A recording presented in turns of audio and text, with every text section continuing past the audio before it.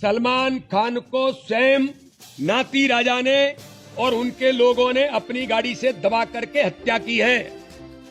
इसकी जांच होनी चाहिए। 17 तारीख को चुनाव के रात्रि के दौरान राजनगर विधानसभा में जो घटना घटी, भारतीय जनता पार्टी के प्रत्याशी अरविंद पटेरिया और भारतीय जनता पार्टी के कार्यकर्ताओं के ऊपर योजनाबद्ध तरीके से कांग्रेस के वहां के विधायक और प्रत्याशी नाती राजा और उसके गुंडों ने प्राणघातक हमला किया और प्राणघातक हमला करने के बाद जिस प्रकार से उन्होंने पटकथा लिखी कि उनके ड्राइवर की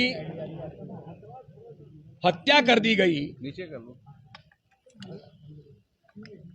स्वयं उनके पूर्व मुख्यमंत्री कमलनाथ जी ने ये कहा कि मैंने नाती राजा से बात की, कोई घटना नहीं की, सामान्य तौर पर बहस थी। और उसके बाद इस कहानी को गढ़ करके उनके ड्राइवर, जिनका करैक्टर आपराधिक प्रवृत्ति का है, एक उनका सलमान खान जो किसी गाड़ी से दबकर जिनकी मृत्यु हुई है, उनका एक वीडियो ओपन देसी कट्टा से गोली चलाते हुए जारी हुआ है। और कोई ड्राइवर अपने मालिक को बचाने के लिए गाड़ी लेकर के भागेगा कि दूसरों पर अटैक करेगा? वो ड्राइवर था कि शूटर था?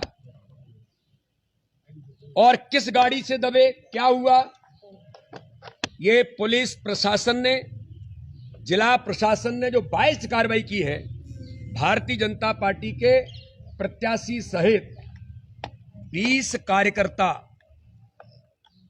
और 15 अन्य कार्यकर्ता, यानी 35 लोग, 302 की एफआईआर। भारत का पहला केस होगा, कोई व्यक्ति किसी गाड़ी की चपेट में आकर के एक्सीडेंटल उसमें उसकी डेथ हो जाती है, तो प्रशासन कितना बाइज्ड है कि 302 की एफआईआर 20 लोगों के खिलाफ करता है। क्योंकि इलेक्शन कमीशन, अभी पूरा प्रशासन जब तक आचार संहिता है इलेक्शन कमीशन के अंडर में है,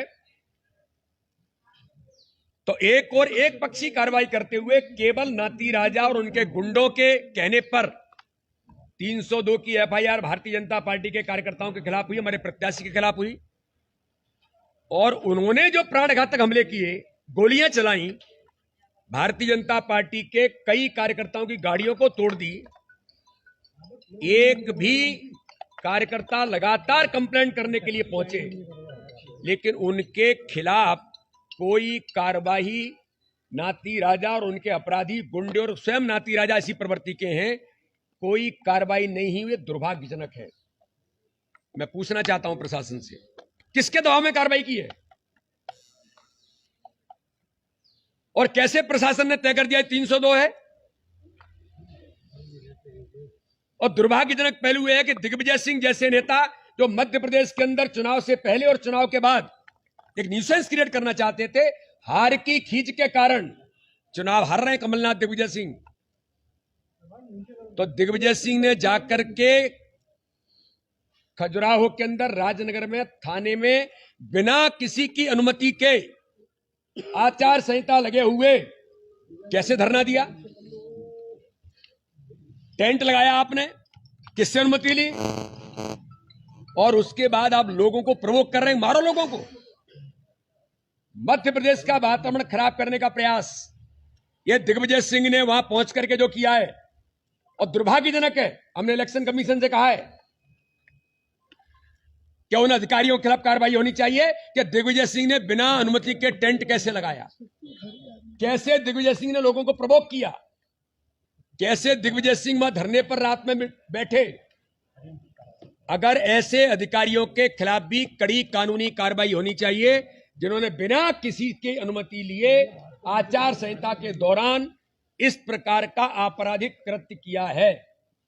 तो इसलिए आज हमने इलेक्शन कमीशन को कहा है डीजीपी से भारतीय जनता पार्टी का प्रतिनिधिमंडल मिल रहा है, इस पूरे घटनाक्रम की जांच हो और सलमान खान की जो मृत्यु है, मुझे संवेदना है, कोई भी व्यक्ति है, चाहे अपराधी हो या कोई भी हो, अगर किसी की मृत्यु हुई है, मैं उनकी मृत्यु पर संवेदना व्यक्त करता हूं, मेरे संसदीय क्षेत्र है।